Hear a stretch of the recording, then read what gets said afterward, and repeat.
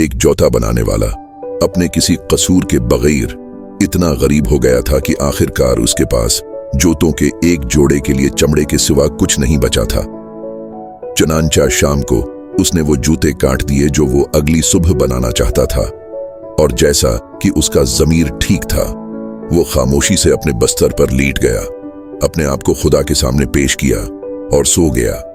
सुबह जब वो नमाज पढ़ चुका था और काम पर बैठने ही वाला था कि दोनों जूते उसकी मेज पर बिल्कुल तैयार खड़े थे। वो हैरान था और नहीं जानता था कि उसे क्या कहना है। उसने जूतों को अपने हाथ में लेकर उनका करीब से मुशाहिदा किया, और वो इस कदर साफ सुथरा बनाए गए थे कि इनमें एक भी खराब सिलाई नहीं थी, जैसे कि वो किसी शाहकार के तौर पर बनाए गए हों। थोड़ी ही देर में एक खरीदार आया और जूतों ने उसे बहुत खुश किया। उसने उनके लिए मामूल से ज्यादा कीमत अदा की और इस रकम से जूता बनाने वाला 2 जोड़ों के लिए चमड़ा खरीदने के काबिल हो गया।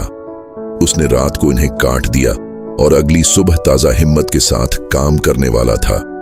लेकिन उसे ऐसा करने की कोई जरूरत नहीं थी, क्योंकि जब वो उठा तो वो पहले से ही बन चुके थे और खरीदार भी नहीं चाहते थे, जिन्होंने उसे 4 जोड़ों के लिए चमड़ा खरीदने के लिए काफी रकम दी थी।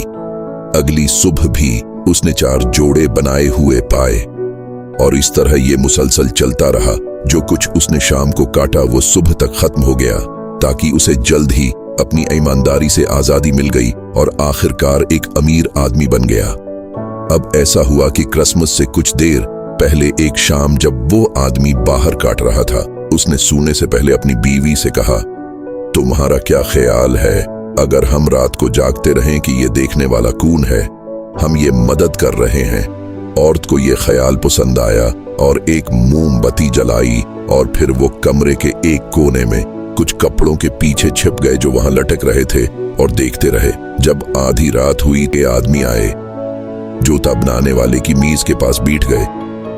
वो सारा काम जो उनके सामने काटा गया था ले लिया और सलाई और अपनी छोटी अंगुलियों से इतनी महारत से और इतनी तेजी से हथौड़ा मारने लगे। मोची हैरानी से नजरें न फिर सका। वो इस वक्त तक नहीं रखे जब तक कि सब कुछ न हो गया और मेज पर खड़े हो गए और वो तेजी से भाग गए। अगली सुबह औरत ने कहा, छोटे मर्दों ने हमें अमीर बनाया है और हमें वाकई ये जाहिर करना चाहिए कि हम उसके लिए शुक्रगुजार हैं। वो इसी तरह भागते हैं और उनके पास कुछ नहीं है और ठंडा होना चाहिए। मैं तुम्हें बताऊंगा कि मैं क्या करूंगा। मैं बनाऊंगा उनको छोटी कमीजें और कोट और वास्कट और ट्राउजर, और उन दोनों को जुराबों का एक जोड़ा बना लो, और तुम भी उनके जूते के 2 छोटे जोड़े बना दो। आदमी ने कहा, मुझे ये करके बहुत खुशी होगी। और एक रात जब सब कुछ तैयार था, उन्होंने कटआउट काम के बजाय अपने तमाम तोहफे मेज पर रख दिए और फिर ये देखने के लिए छिप गए कि छोटे आदमी कैसा सलूक करेंगे। आधी रात को वे अंदर दाखिल हुए और फौरन काम पर जाना चाहते थे, लेकिन चौंके उन्हें चमड़े का कोई कटा हुआ नहीं मिला, बल्कि सिर्फ लिबास के छोटे छोटे सामान। वो पहले तो हैरान रह गए और फिर उन्होंने शदीद मसरत का इजहार किया। उन्होंने अपने आप को सबसे ज्यादा तेजी के साथ तैयार किया, खूबसूरत कपड़े पहने और गाना, अब हम लड़के देखने में इतने अच्छे हैं, हम लंबे मोची क्यों रहें। फिर वह रक़स करते और उछलते और कुर्सियों और बेंचों पर छलांग लगाते।